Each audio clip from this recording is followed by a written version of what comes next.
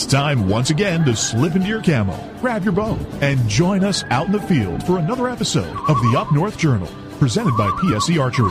The Up North Journal crew is knocked and ready to rock for another exciting adventure. So let's step outside and hit the trail. This episode is brought to you by PSE Archery, Black Eagle Arrows, Cabela's, Antler Action, Spot Shooter Archery, Tom's Custom Turkey Calls, Family Traditions Tree Stands, and Badass Slingshots.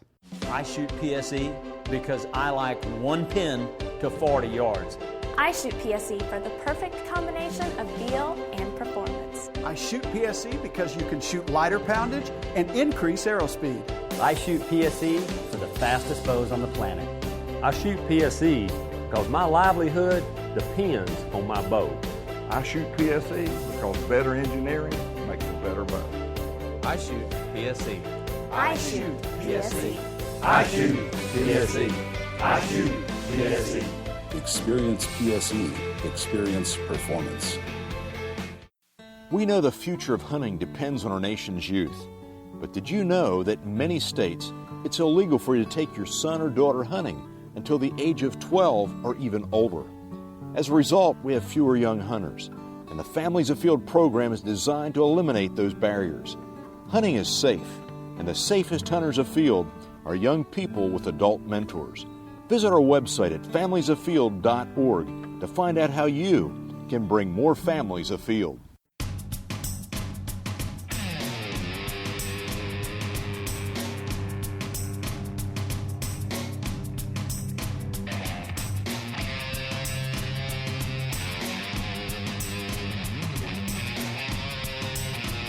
Welcome, everybody, to another Up North Journal minicast. And something you're going to hear not on our main show, but on a minicast in the next 2 to 5 minutes if Dan can keep it short, which I don't think he can. Well, I'm glad you made it back to the cabin there, buddy. I made it back in time to kick you out. Yeah, but I'm not moving until we get this last minicast over. I feel a little red over here.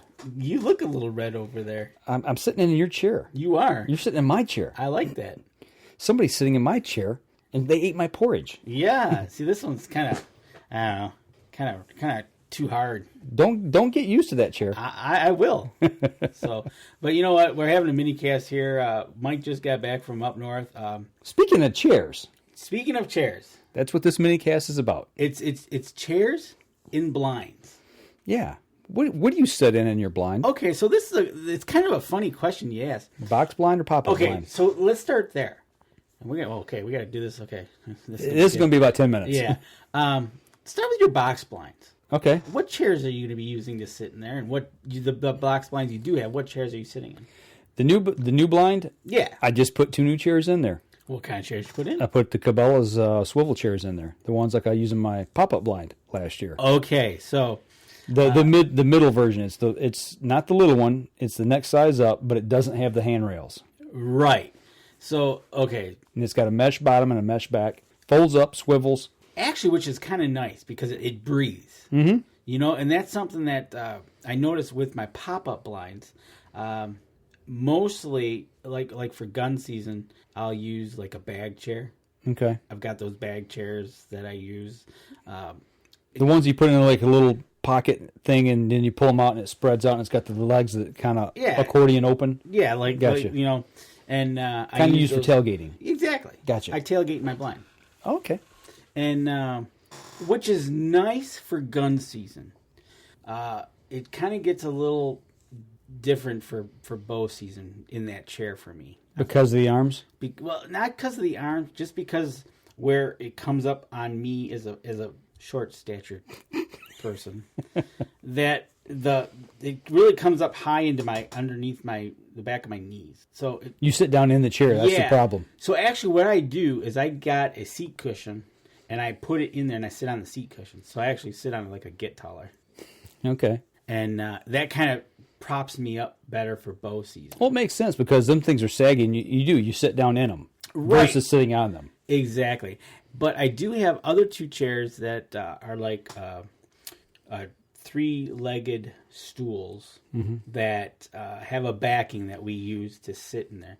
The only problem with there is that you don't want to sit too long and get uncomfortable, and you definitely don't want to snooze. You go rocking one way or the other. Gotcha. But I've yet to you've used that chair last year. Yes. How did you like it? I love it. I went and bought 2 more.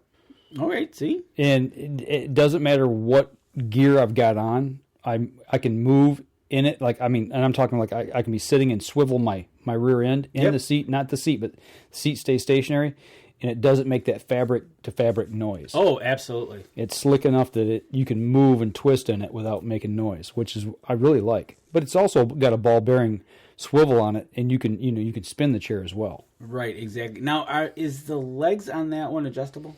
Not really. That's the only downfall of that. Okay. Yep. I think the top model does. The legs adjust. And the feet on them, it's got like a wide footprint cup on the bottom, and they do swivel and move and manipulate. So if it's kind of uneven ground, it will move to the contour. But if it's really unlevel, you're gonna you got to deal with that. Yeah, it's gonna be exactly. wobbly. So yeah, I got to in a pop-up blind. I got to kind of dig out a spot for it to sit if it's not level. Oh, okay. Yep. Same thing with the bag chairs that I use. I seem to have to try to get on level ground. Mm-hmm. The 3-legged chairs, you definitely want to be on level ground. But yeah, that's kind of what I've seen some. Mm-hmm. I've seen some people use these blinds though, and they've got like recliners and stuff in there. Oh, I got one of those. You do? Yeah. Really? Mm-hmm. It's a truck seat.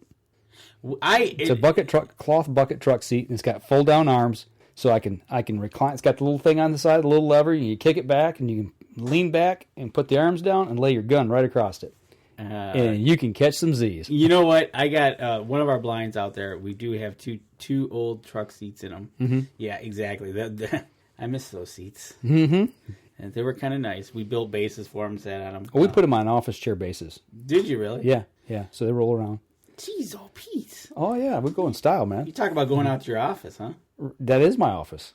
There you go. It's the your outdoor office. It's the outdoor office. Yeah. The Up North Journal outdoor office. Yeah. Matter of fact, I moved it. The blind that one was in was kind of dilapidated, and we tore that down. That's the one the guy fell through the floor as he was tearing it down.